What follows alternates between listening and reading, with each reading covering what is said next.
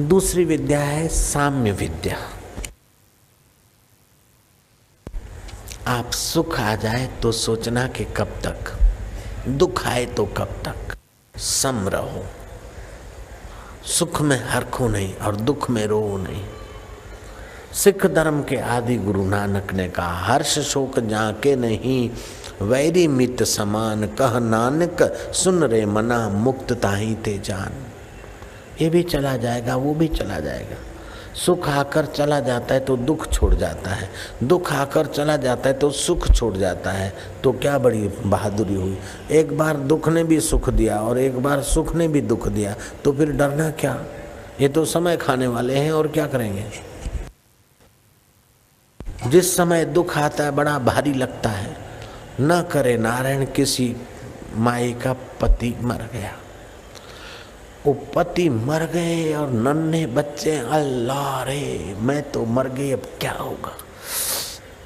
शरीर फटा जा रहा है, पैरों तले धरती निकल गई, न जाने अंधेरा छा गया, पूरी धरती अपने लिए बेकार हो गई। पहली सेकंड, पहली मिनट जो दुख होगा वो 2 दिन के बाद उतना जोरदार नहीं होगा, और 2-3 महीने के बाद तो वो दूल्हे की माँ बनकर गाना भी गा रही है, मिठाई भी खा रही और खिला रही है। तो दुख आता है, उस समय उसका प्रभाव होता है, समय की धारा में वो दुख प्रभावहीन हो जाता है। ऐसे सुख और दुख समय की धारा में बह जाएगा।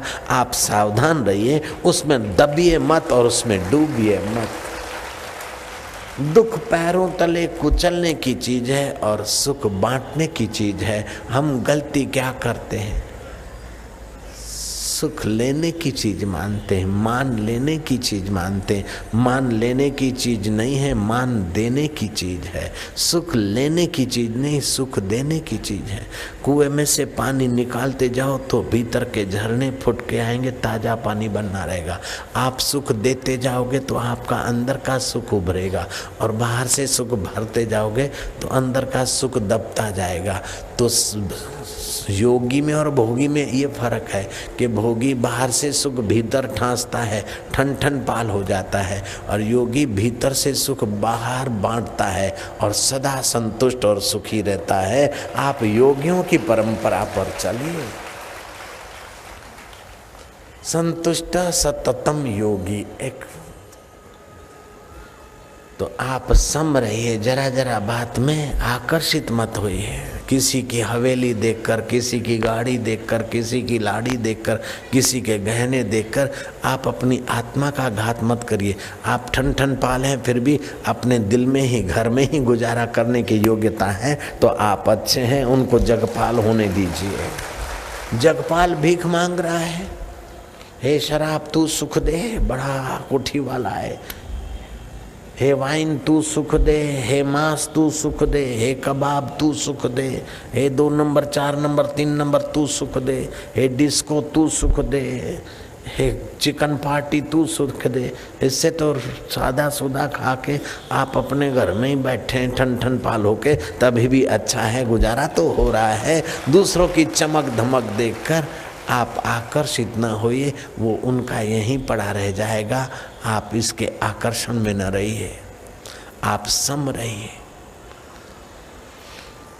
ये साम्य विद्या है गीता की। ये मिल जाए, वो मिल जाए, जो नहीं है वो मिला, समझो भोग लिया। तो भोग के पहले जो स्थिति थी भोग के बाद वही बन जाएगी, और भोगने की शक्ति आपकी क्षीण हो जाएगी।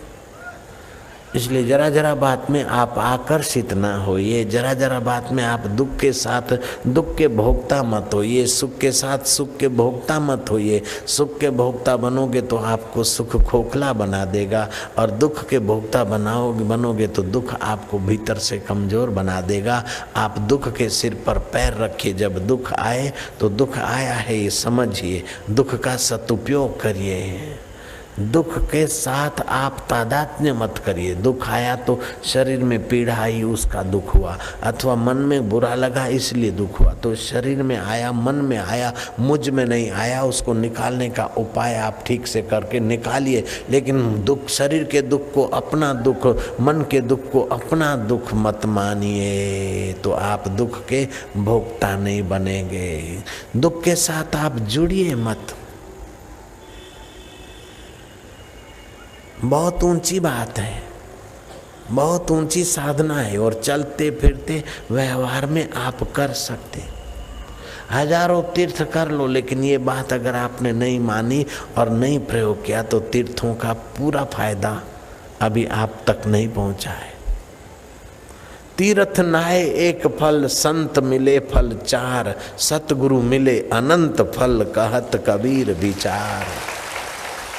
ये सतगुरुओं के अनुभव को अपना अनुभव बनाओगे तो आपको अनंत फल हो जाएगा।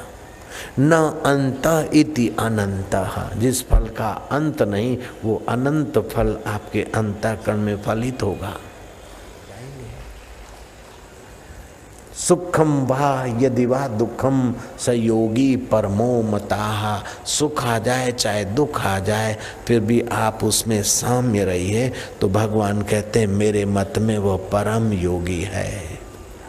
ध्यान योगी, लय योगी, हठ योगी, भक्त योगी, ये सब योगी अपनी अपनी जगह पर ठीक है। हम किसी की भी क्रिटिसाइज या विरोध नहीं करते, किसी को नन्हा नहीं बोलते, लेकिन कृष्ण कहते स योगी परमो मताः, मेरे मत में वह परम योगी है। सुख दुख में सम, और सुख दुख तो दिन भर में आते रहते हैं।